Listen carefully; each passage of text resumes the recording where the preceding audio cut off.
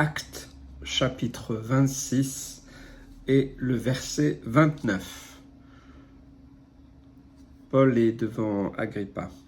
Paul répondit, « Que ce soit bientôt ou que ce soit tard, plaise à Dieu que non seulement toi, mais encore tous ceux qui m'écoutent aujourd'hui, vous deveniez tels que je suis, à l'exception de ces liens. » Paul, devant le roi Agrippa et tous ses officiels, ses notables de l'époque, eh bien, n'a pas honte de l'évangile, il le dira dans une autre occasion.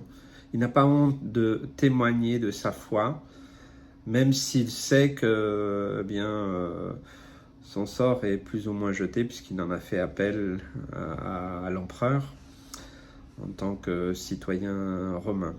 Mais on voit qu'il y a une attention d'Agrippa et de ceux qui l'entourent vis-à-vis de ce qu'il dit. Et c'est pour ça qu'il rappelle, que ce soit tôt ou tard. Et moi, ça me parle du témoignage. On doit témoigner en toute occasion, favorable ou non. Là, c'était pas forcément une situation qu'on pourrait dire favorable, mais il n'a pas hésité à proclamer le nom de Jésus, à proclamer l'œuvre de Jésus à la croix. Il a sans doute répondu à bien d'autres questions qui ne sont pas forcément écrites, mais le texte est là pour nous préciser que Paul n'a pas renoncé au message de la bonne nouvelle, même dans ces circonstances qui paraîtraient on va dire, difficile, au lieu de passer son temps à se justifier et de défendre sa peau, comme on pourrait dire, ça aurait été légitime, eh bien, il est resté droit dans ses bottes, comme l'expression le dit, et il a continué à proclamer le nom de Jésus, et il le souhaite, puisqu'il leur a donné tous les éléments essentiels du message de la bonne nouvelle, bien que tôt ou tard, eh bien, ils finissent par accepter ce message et de laisser Jésus agir et venir dans leur vie, dans leur cœur, pour qu'il les conduise, bien sûr, par son esprit à la repentance et aussi au salut. Eh bien, voilà, il s'est adressé en plus, vous savez, j'ai vraiment, je trouve ça extraordinaire, c'est que Paul, bien sûr, autour d'Agrippa, il y avait énormément de monde. Et finalement, rien ne nous dit,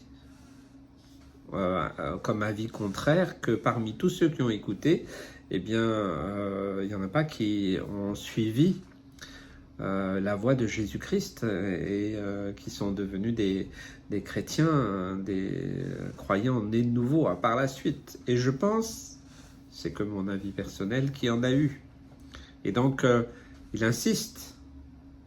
Et c'est comme s'il faisait un appel, en fait, quand nous, les pasteurs, on fait des appels, on proclame le nom de Jésus, on prêche, on exhorte, on laisse le Saint-Esprit, bien entendu, agir dans les vies, dans les cœurs, on prie. Et puis, il y a un moment où il faut un appel clair. Et il fait cet appel dans cet endroit, alors qu'il a les liens, qu'il est prisonnier, que sa vie même est remise en question, en danger. Eh bien là, il fait un appel. C'est extraordinaire. Et bien sûr, il a un petit, on va dire, un petit, quand j'ai dit tout à l'heure qu'il ne demandait pas pour lui, c'est juste à la fin. Il a dit, voilà, il proclame le nom de Jésus, et puis, il invite les gens à suivre la voie du salut, de la bonne nouvelle, et il interpelle les gens, et puis il dit, en fait, puisqu'il a apporté ce message, le message libérateur de la bonne nouvelle de l'Évangile, un message qui libère, qui délivre, alors que lui, il est prisonnier. il est certainement lié avec des chaînes, soit aux pieds, aux mains, ou les deux, ou encadré par des soldats. Enfin voilà, il n'est pas libre. Il n'est pas libre de ses mouvements. Et d'ailleurs, il le précise. Donc, et tout à la fin, il dit, voilà, devenez des disciples de Jésus. Voilà, convertissez-vous, repentez-vous. Voilà, suivez la voie de la bonne nouvelle, devenez libres. Devenez tel que je suis. Donc il se positionne en tant que chrétien, en tant qu'homme libre, en tout cas libéré par le sacrifice de Jésus. Et il précise, on va dire pour une chose humaine, il précise à l'exception de ses liens. Donc la preuve en est qu'il était donc certainement avec des liens. Physiques, pas des liens spirituels, mais des liens, voilà, des chaînes ou autres liens pratiqués à l'époque, à l'exception de ces liens. En fait, il vient de dire, je suis libre, je suis un disciple de Jésus, je crois à la puissance de libération du sacrifice accompli par Jésus à la croix, donc je suis un homme libre, et devenez comme moi, à l'exception juste quand même de ces liens. Ça me rappelle aussi, j'ai été pendant près de 7 années aumônier dans une maison d'arrêt, et j'aimais prêcher dans ce lieu.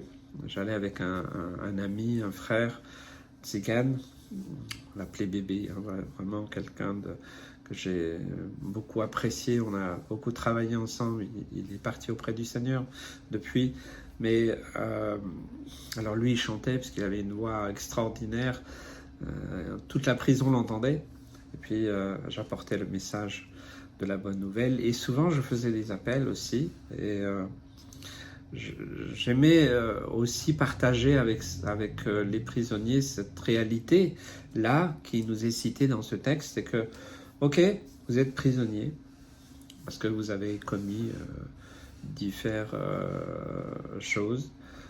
Bon, vous savez qu'en prison, il n'y a que des gens innocents. Je clôt la question, j'aurai l'occasion d'en reparler, et c'est toujours cette question, et que tant que les gens ne le reconnaissent pas, ça m'est arrivé souvent de les interpeller, mais tant que tu ne reconnais pas que, bah oui, tu dealais, tu faisais ceci, cela, mais tant que tu ne reconnais pas tes torts, tant que tu ne te repens pas, alors, écoute, tu vas penser être une victime.